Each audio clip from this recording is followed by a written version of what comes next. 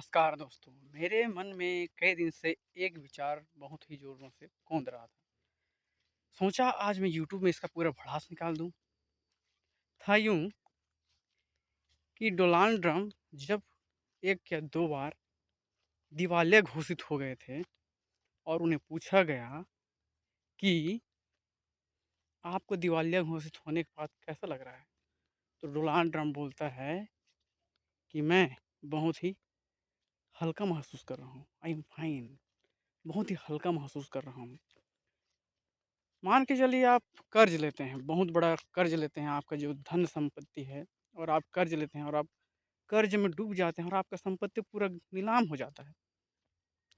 तो जो Donald Trump type का व्यक्ति रहता है, वह उसका दिवालिया उसका बैंक पूरा संपत्ति हड़प कर लेता है और पूरा दिवालिया घोषित हो जाता है।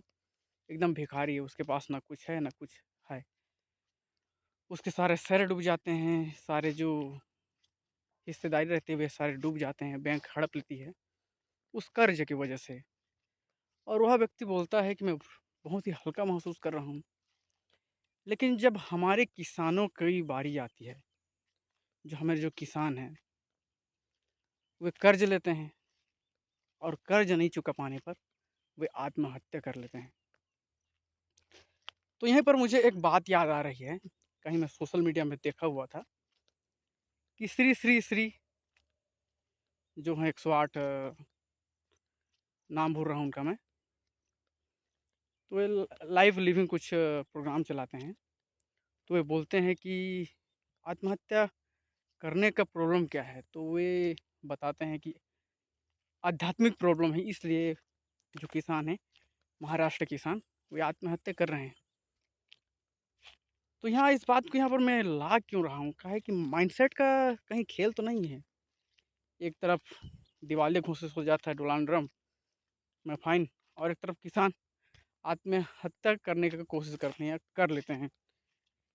या यह सिर्फ एक प्रोपेगेंडा है, कुछ समझ नहीं आता। जब इस न्यूज़ सब में विश्वास करने लगेंगे, चीज़ों को समझने लगेंगे, तो ये हमें बहुत ही असमंजस में डाल देते हैं। इतना असमंजस्य कुछ बोला ही नहीं जा सकता। हमारे जो आसपास के किसान हैं, वे कर्ज पर कभी डूबते ही नहीं। उनका टेक्निक क्या है, जितना संपत्ति है उसका आधा पैसा, या जो फसल खराब हो जाता है तो उनके पास, असल में हम लोग के क्षेत्र में वन उपज का बहुत ही बड़ा प्रचलन है। ये आप पीछे मेरे बैकग्राउंड में जितने भी पेड़ देख रहे हैं, वे वन उपज के अंतर्गत आते हैं। ये कि सारे सारे 2-4 ठो आम और जामुन का पेड़ है, और सारे के सारे यहाँ पर महुआ के पेड़ हैं, सारे के सारे। तो दोस्तों, यहाँ पर कृषि के अलावा जो धान की फसल है, उसके अलावा भी महुआ महुआ का भी एक अच्छी खासी रकम हो जाता है। मान के चलिए कोई किसान 2 लाख रुपए धान से कमाई करता है, तो वही महुआ से 1 लाख या 50,000 ऐसा कमाई कर ही लेता है। बिचौलियों को बेचकर शायद उसे स्टोर करके रखता तो कितना कमाता। तो जो माइंडसेट का खेल है, यहीं पर समझना होगा कि भारतीय किसान वैसे क्यों नहीं बोल सकता, लेकिन उसके पास कोई ऑप्शन भी नहीं है, बोलेगा क्या। मान के चलिए दिवालिया घोषित हो जाएगा तो उसके पास कमाने खाने का कुछ रहेगा नहीं। शायद हमारे जो किसान हैं उनको ऐसा विचार कभी डाला ही नहीं गया कि एक नया सिस्टम से शुरुआत करो। जब उसके भारतीय किसान अपने खेतों में धान का उपज नहीं कर पाता है और कमाई नहीं कर पाता है, तो उसको कैसा लगता होगा। उसको लगता है कि यहीं से मेरा जीवन लीला समाप्त है, मैं यहीं से टूट गया हूँ, या हार मान लेता है जो आत्महत्या करते हैं।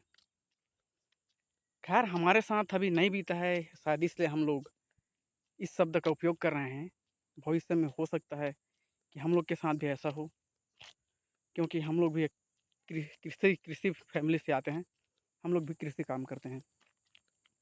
शायद इसलिए मेरे मन में ऐसे बकवास प्रश्न उठ रहे हैं, या मैं भी डोनाल्ड ट्रंप की तरह बोल सकता हूँ, मुझे बहुत हल्का लग रहा है दिवाली घोषित होने के बाद। हाँ, मेरे साथ भी ऐसी कई बार हो चुका है, लेकिन वो छोटे रकम में थी। जब मेरे पास बहुत ही कम पैसा हुआ करता था, तब मेरे साथ ऐसे घटना घटा है। मैं शायद किसी बिज़नेस में बहुत सारा पैसा लगा दिया था, अपना जितना धन है, पूँजी है, पूरा लगा दिया था और वह धंधा चौपट हो गया। वह धंधा पूरी तरीके से चौपट हो गया। मतलब कि मेरे अंदर में धैर्य नहीं था, मुझे समझ में आया बाद में कि मेरे अंदर में धैर्य की कमी था, इसीलिए मेरे साथ वैसा घटा है। तो जो बिज़नेसमैन हैं, जो बियर बनाने वाले कंपनी हैं, जो हीरा का डायमंड का व्यापारी है, वह विदेश से हमारे देश को छोड़ के भाग जाता है दिवालिया घोषित होने के बाद, और इंग्लैंड में अपना राजपाट यूके में अपना राजपाट जमा लेता है और वहाँ पर उसको नागरिकता भी मिल जाती है। लेकिन जो हमारे भारतीय किसान हैं, वे क्या करते होंगे? उनके पास कोई ऑप्शन ही नहीं है। तो मैं नज़रिया के बारे में, जो माइंडसेट है, उसके बारे में यहीं पर चर्चा कर रहा हूँ। दोस्तों, यह बात आपको कैसा लगा? यह वीडियो आपको अच्छा लगता है तो इस चैनल में आप सहायता कीजिए। और मैं यहाँ पर अपनी जो बात करने की कला है, उसको निखारने के लिए मैं इस प्लेटफॉर्म का उपयोग करता हूँ। यदि आपको इसमें कोई समस्या लगता है मेरे बातों में, या आप जानते हैं कि बात कैसे किया जाता है, तो कृपया करके इस वीडियो को आप, इसमें जो त्रुटियाँ हैं बात करने की कला में, उस त्रुटि को सुधारने के लिए आप यहाँ पर कमेंट कर सकते हैं। और धन्यवाद। इस वीडियो को देखने के लिए आपको बहुत बहुत धन्यवाद।